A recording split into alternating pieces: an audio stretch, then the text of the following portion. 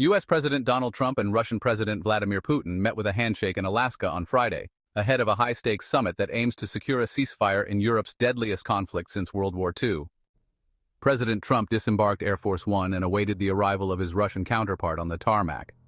The two leaders exchanged greetings, both smiling, as U.S. F-22 aircraft were positioned prominently on either side of the red carpet, underscoring the gravity of the diplomatic encounter.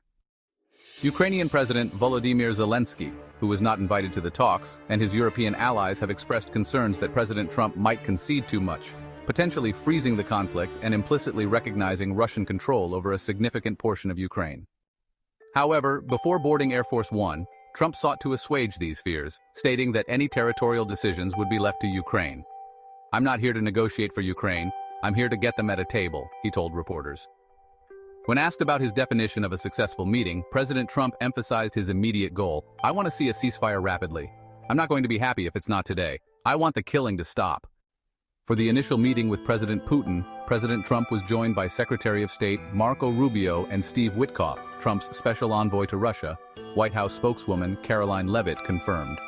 The subsequent, larger bilateral meeting included Treasury Secretary Scott Bessent, Commerce Secretary Howard Lutnick, Defense Secretary Pete Hegseth, and Chief of Staff Susie Wiles, Leavitt added.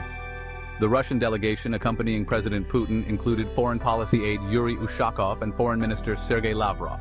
Kremlin spokesman Dmitry Peskov informed CNN. President Trump reportedly hopes a truce in the 3.5-year-old conflict will bring peace to the region and bolster his credentials as a global peacemaker, potentially earning him the Nobel Peace Prize.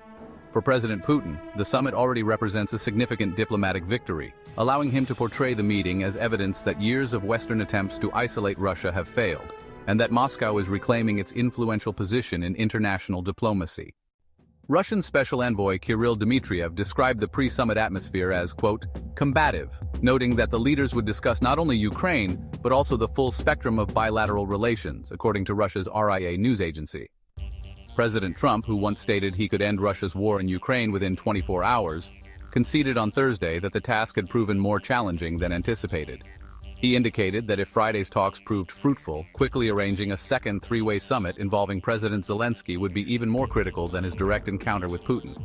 Kremlin spokesman Dmitry Peskov confirmed that a trilateral summit would be possible if the Alaska talks yielded positive results, Interfax news agency reported. Peskov also projected that Friday's discussions could extend for 6 to 7 hours.